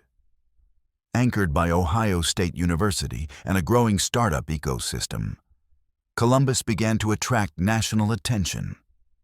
Its population grew, its skyline changed. Cincinnati reinvented itself as a center of design and innovation. The over-the-Rhine neighborhood, once synonymous with crime and poverty, saw a cautious but visible rebirth. Dayton, battered by job losses, turned its eyes to aerospace, defense, and healthcare. Akron, long known only for rubber, began investing in polymer science, biotech, and advanced manufacturing. It wasn't easy, and it wasn't universal. For every neighborhood reborn, another still struggled. For every tech hub, a town remained forgotten. But the tide, ever so slowly, began to shift. Ohio's universities played a key role in the reinvention. Institutions like Case Western Reserve, Ohio State, and the University of Cincinnati became engines of research, tech development, and talent retention. Startups found funding. Venture capitalists, once uninterested in the Midwest, took another look. Affordable housing, proximity to major cities, and a growing quality of life made Ohio's cities more attractive to young professionals priced out of the coasts. The people who had stayed through the worst years, those who had weathered plant closures, addiction, and joblessness, were not without pride. They became the builders of something new. Local leaders embraced urban farming, green spaces, and sustainability. Mayors launched initiatives to attract immigrants and refugees. Libraries became community centers. Abandoned lots became gardens. And something else began to return. Belief. Belief that Ohio's story wasn't over, that it could still matter, that it could become something more than a symbol of the past. Technology firms opened offices. Intel announced a massive chip factory near Columbus, one of the largest investments in state history. Electric vehicle manufacturers looked to repurpose old auto plants. Infrastructure funding flowed back into rail, broadband, and housing. Politicians from both parties suddenly remembered Ohio's importance, not just in elections, but in vision. Of course, problems remained. Inequality persisted. Political rancors still ran deep. Addiction, though tempered, had not disappeared. But something had changed. Ohio was no longer waiting for someone to save it. The reinvention wasn't flashy. It wasn't a boom. It was steady, piecemeal, often invisible. A coding boot camp in Dayton, a refugee-owned bakery in Toledo, a biotech startup in Cincinnati, a neighborhood council in Youngstown that refused to give up. The state that had once defined American industry, then symbolized its decline, was now shaping a new identity. Not as the Rust Belt, but as a region of recovery.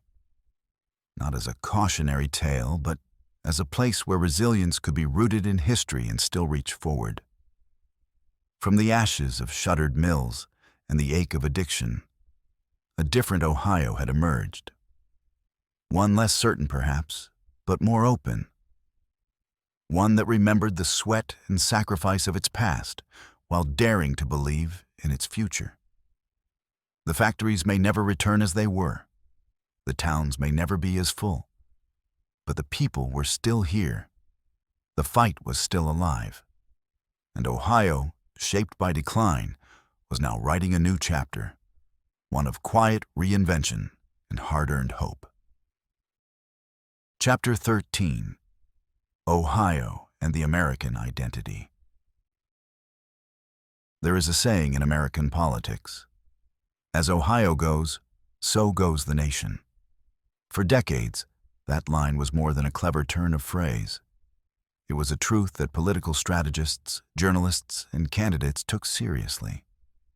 In presidential elections, Ohio became more than just another state. It became a symbol, a stage, a mirror. The idea didn't emerge by accident. It was forged in the fire of history. Ohio's rise from wilderness to industrial giant, from Civil War battleground to manufacturing hub, from boom towns to broken cities and back again, reflected the very path of the United States. Its demographics, its values, its tensions. They were not outliers. They were America, in miniature. Ohio was where North met South, where East met Midwest, where railroads converged and rivers flowed outward in every direction. It was urban and rural, wealthy and working class, diverse and divided. And it was always changing. That constant flux of people, power, and place meant that no political party could afford to take Ohio for granted. To win the White House, you had to win here. Starting in the early 20th century, Ohio's status as a bellwether solidified. The state voted for the winning presidential candidate in nearly every election from 1896 through 2004, missing only a few exceptions. It wasn't just coincidence. Ohio's vote tracked closely with national popular sentiment. Its swing counties, places like Wood, Stark, and Lorain, could flip red or blue depending on the national mood. What Ohioans were thinking, worrying about, and hoping for often matched what the rest of the country felt. The reasons were both simple and complex. Ohio's economy reflected national shifts. When the nation prospered, so did Ohio. When the nation hurt, Ohio bled. The loss of industry hit Ohio just as hard as it hit Pennsylvania or Michigan, but its response often leaned pragmatic rather than ideological. Voters looked for stability, solutions, and candidates who understood their anxieties. They were loyal, but not blindly. They listened, and they could change their minds. Presidents knew this. Campaign buses rolled into Ohio earlier and more often than almost anywhere else. Flags waved on factory floors while candidates shook hands and made promises. Speeches were tailored to union workers in Youngstown, farmers near Lima, and suburban moms outside Columbus. In a single day, a campaign could test 3 different messages in 3 different parts of the state and know exactly what was resonating. In the 1990s and early 2000s, Ohio's bellwether status became a kind of obsession. News crews set up in diners. Pollsters focused entire models around Ohio counties. Political consultants studied swing districts like battlefield generals. The idea that Ohio picked presidents became part of its identity, not just politically, but culturally. Ohioans came to understand themselves as a vital piece of the national puzzle, and they took that role seriously. But the state was not only a political weather vane, it was also a cultural one.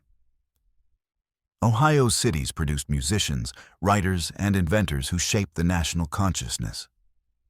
From Dayton's funk bands to Cleveland's rock and roll roots, from Sherwood Anderson's literary realism to Toni Morrison's piercing explorations of memory and identity. The cultural output of Ohio was as wide-ranging as the state itself. It was also a state of contradictions. It birthed astronauts and presidents, steel and corn, urban poverty and suburban sprawl. It helped win wars abroad while fighting its own battles at home. And in those contradictions, many Americans saw themselves. The struggle between tradition and change, between faith and doubt, between security and freedom, those were not just Ohio questions. They were national ones. But as the 21st century progressed, something began to shift. The state's once perfect alignment with the national vote began to fray. In 2008 and 2012, Ohio voted for Barack Obama. But by 2016 and 2020, it swung sharply in the other direction, favoring Donald Trump by large margins even as the national vote moved elsewhere. Pundits declared that Ohio had lost its bellwether status. It had become more Republican-leaning, more conservative, less reflective of a diversifying nation. The suburbs around Columbus and Cincinnati continued to grow, but many rural and small-town areas doubled down on older loyalties. The state's role in national elections, once central, was suddenly called into question. And yet, To say that Ohio no longer mattered was to miss the point entirely. The truth was more complicated. What had once made Ohio a mirror of national consensus now made it a mirror of national division. Its internal political map, blue cities, red suburbs, crimson rural counties, was not unique. It looked like Pennsylvania, like Wisconsin, like America. Its working-class voters felt left behind by globalization. Its cities chased innovation while battling inequality. Its families dealt with opioids, automation, inflation, and identity. Ohio had not stopped reflecting the country. It had simply begun reflecting a fractured one. And through it all, the people kept showing up. They voted, protested, volunteered, and adapted. They cheered Friday night football, packed farmers markets on Saturdays, and went to church or brunch or both on Sundays. They watched their towns change, and sometimes mourned what was lost. But they also started new businesses, joined school boards, and built new chapters out of old stories.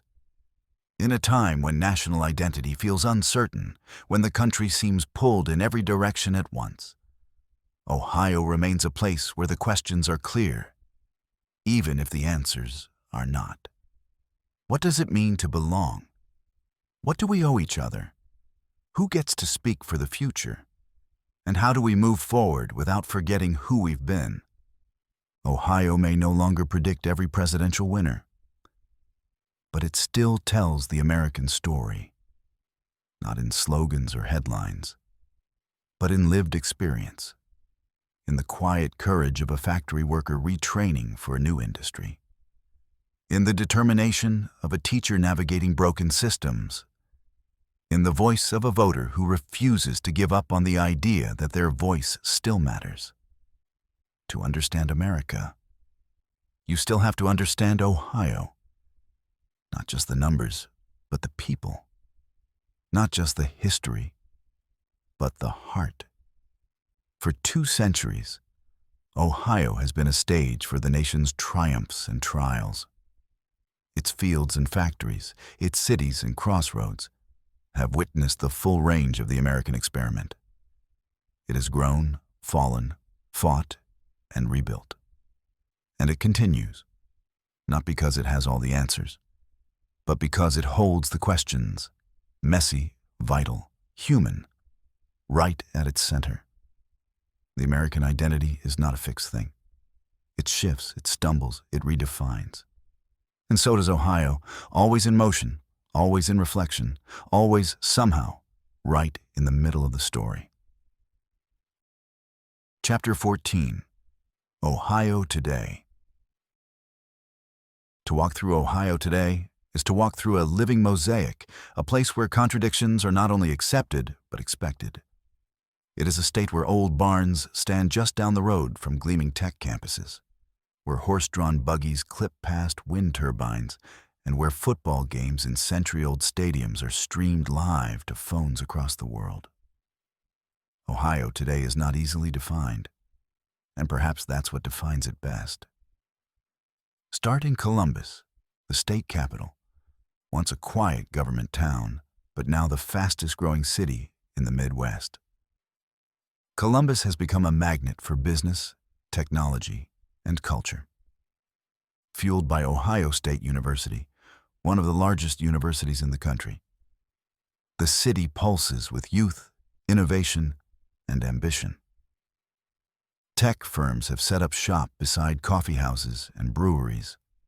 Startups flourish alongside national headquarters like Nationwide and Cardinal Health. In the short North Arts District, galleries and boutiques fill spaces once left empty. In the Arena District, thousands gather for concerts, NHL games, and a nightlife scene that rivals any big city. Yet just a few miles away, tree-lined neighborhoods preserve the city's old bones. Porches, bookshops, and a sense of community that still feels deeply Midwestern. Cleveland, once the poster child of industrial decline, has begun to write a new chapter. The skyline still carries the weight of the past, smokestacks and old warehouses. But the mood has changed. The city has leaned into reinvention, embracing its grit as part of its charm. The Rock and Roll Hall of Fame, perched on the shore of Lake Erie, draws visitors from around the world. The Cleveland Museum of Art, free to the public and filled with masterpieces, stands as a reminder of the city's commitment to culture even in hard times. The West Side Market buzzes with voices and spices from across the globe, reflecting a community that has always been more diverse than its image suggests. Downtown has seen a rebirth, with old department stores converted into apartments and abandoned arcades now lit with new life. East 4th Street hums with restaurants and music. The city's sports teams, long a source of heartbreak, continue to inspire undying loyalty, especially the Browns, whose fans fill the stadium whether the team is winning or not. Cleveland isn't pretending to be something else. It's learning to be proud of what it is. To the south, Cincinnati sits on the banks of the Ohio River like a bridge between worlds. It is a city of steep hills, German heritage, and remarkable architecture. Once known for its conservative formality, Cincinnati has evolved into a dynamic urban center. Over the Rhine, once one of the most blighted neighborhoods in America, is now a model of cautious revitalization, lined with restored 19th century buildings, craft breweries, and performance spaces. Music and theater thrive here. From the Cincinnati Symphony Orchestra to the edgy experimental productions at the No Theater. And yet, Cincinnati still wrestles with its divides: racial, economic, geographic. The memory of the 2001 riots, sparked by the police killing of an unarmed black teenager, still lingers. But so does the response: a sustained push for reform, dialogue, and equity. Today, the city is as much about what it's becoming as what it has been. Drive an hour in almost any direction and you'll leave the city behind and find something else entirely. In Holmes and Wayne counties, the roads narrow and slow. Here, Ohio's Amish country stretches across gentle hills and farmland. A landscape of hand-painted signs, covered bridges, and fields worked by horses. The Amish communities live without electricity, cars, or smartphones, but not without complexity. Their traditions endure even as they coexist with the modern world. Visitors come for the peace, the pie, the pace of life. But beneath the tourism is something deeper, a culture rooted in faith, family, and simplicity. Go north, and the horizon changes again. Lake Erie, Ohio's inland sea, dominates the northern edge of the state. It is a place of both beauty and contradiction. Its waters offer fishing, boating, and beaches. Its storms can be fierce and sudden. Towns like Sandusky and Port Clinton thrive in summer with tourists headed to Cedar Point, the roller coaster capital of the world. And just offshore, the Lake Erie Islands, Put-in-Bay, Kelly's Island, offer ferry rides, vineyards, and a whiff of island escapism. But Lake Erie also bears scars: algal blooms, fish die-offs, and a history of pollution that still haunts it. In 1969, the Cuyahoga River in Cleveland famously caught fire due to chemical waste, sparking national outrage and helping launch the modern environmental movement. Today, Ohio's lakes and rivers are cleaner than they once were, but always vulnerable to the pressures of agriculture, industry, and climate change. The state's natural beauty is easy to overlook, but impossible to forget once seen. In the southeast, the Appalachian foothills roll out in quiet splendor. Hocking Hills, with its caves, waterfalls, and towering cliffs, feels worlds away from the rest of the state. Here, hikers walk paths once used by the Shawnee and Wyandot. In Cuyahoga Valley National Park, nestled between Cleveland and Akron, deer roam just minutes from suburban sprawl. And a scenic railroad runs along the old towpath of the Ohio and Erie Canal. And everywhere, there are people, diverse, proud, and full of contradiction. Ohio is home to large Somali and Nepali refugee populations in Columbus, Puerto Rican and Eastern European communities in Lorraine, Arab American families in Toledo. Black communities continue to shape the culture and politics of the cities they helped build. College towns like Athens and Oxford pulse with youth and liberal activism. Rural areas cling to tradition, family, and faith. The state's political map may swing red or blue, but its soul remains stubbornly purple. And then there's the passion, the kind of devotion that turns every fall weekend into a statewide ritual. Football is more than sport here. It's religion. High school Friday nights, college Saturdays, and NFL Sundays are sacred. Ohio State versus Michigan isn't just a game. It's a reckoning. The Buckeyes unite the state in a way few things can, with tailgates stretching from Youngstown to Dayton. At the same time, Cleveland Browns fans define loyalty through decades of heartbreak, while Bengals fans in Cincinnati ride the wave of recent resurgence with cautious hope. Music, too, lives here. From the funk legends of Dayton to the indie bands of Columbus. Food tells a story of roots and reinvention. From pierogies in Parma to Ethiopian injera on the north side of Columbus, from Amish noodles to skyline chili. It's not always elegant, but it's always authentic.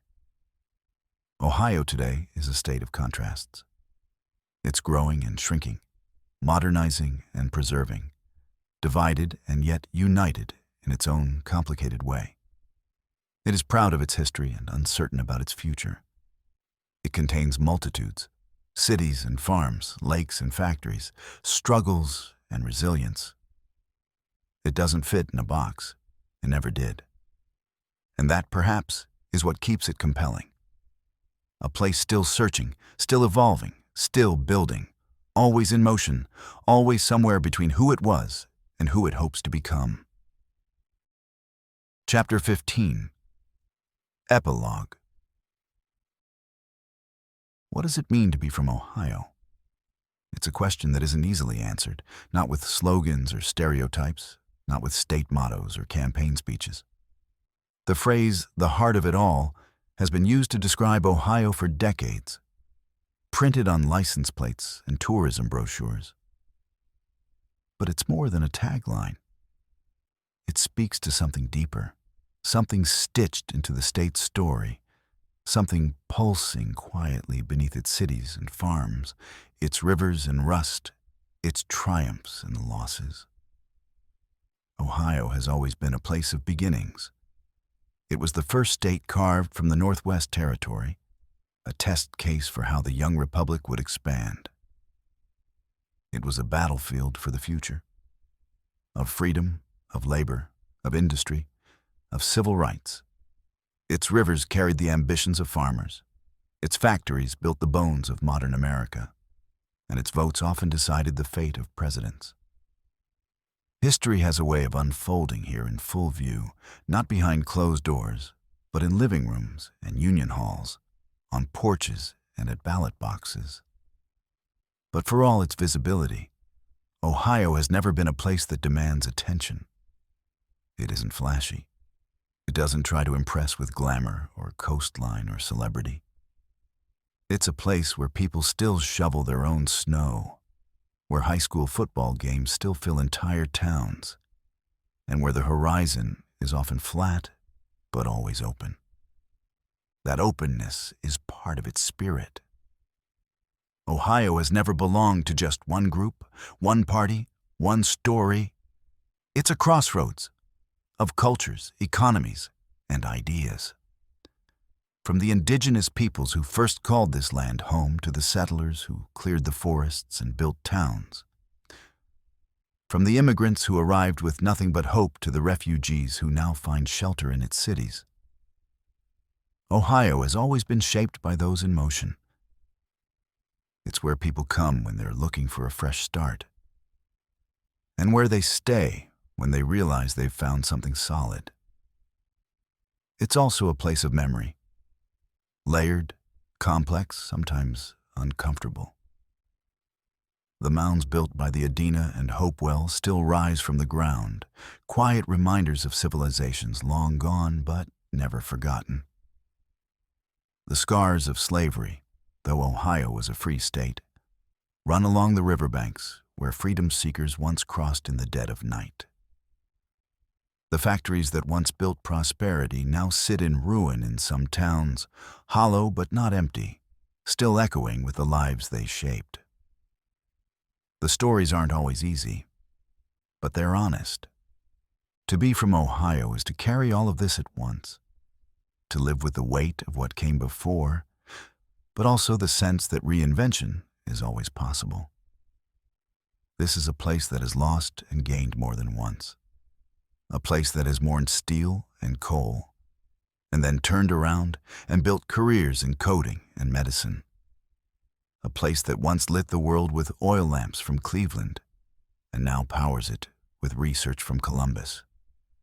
The industries have changed, but the instinct to work, to build, to try, that hasn't. Ohio doesn't pretend to be perfect. It wrestles with its own contradictions every day. It's a state that has sent more U.S. presidents to the White House than any other, and still feels forgotten by the coasts. It's deeply religious and fiercely independent. It's suspicious of outsiders, and yet proud when someone makes it big. It votes one way, then another. It believes in progress, but holds tightly to tradition. It's not red or blue. It's something messier, more human, more real. And it's in that messiness that the soul of Ohio reveals itself. You can feel it in a Sunday morning diner in a town where everyone knows each other's grandparents.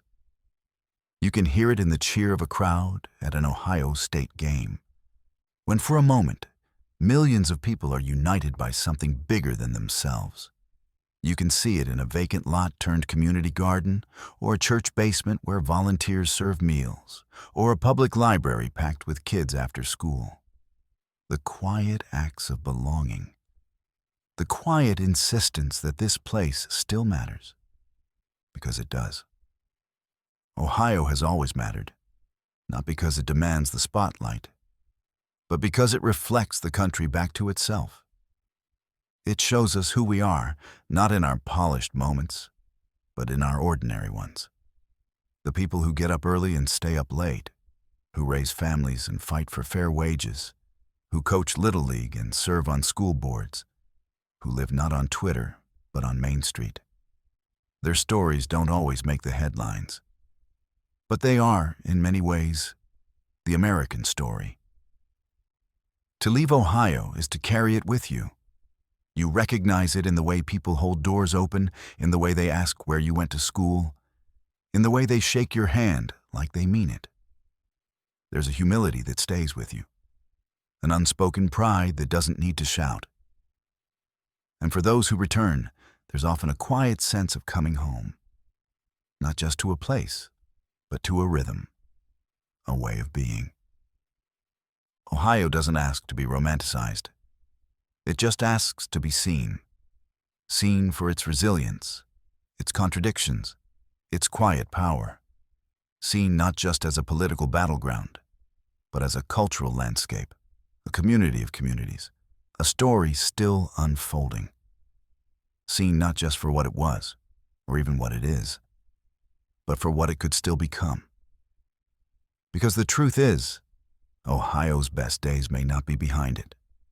They may be just ahead, written not in grand announcements, but in everyday decisions. In the classrooms where students learn about the world and their place in it. In the neighborhoods where immigrants open new businesses. In the election booths, where people still believe their vote means something. In the laboratories, the factories, the startups, the fields. The heart of it all isn't a place on a map. It's not a slogan or a statistic. It's a feeling, a force, a pulse, and it's still beating. This is Ohio, imperfect, enduring, American to its core. Its story isn't finished. It's just turning the page.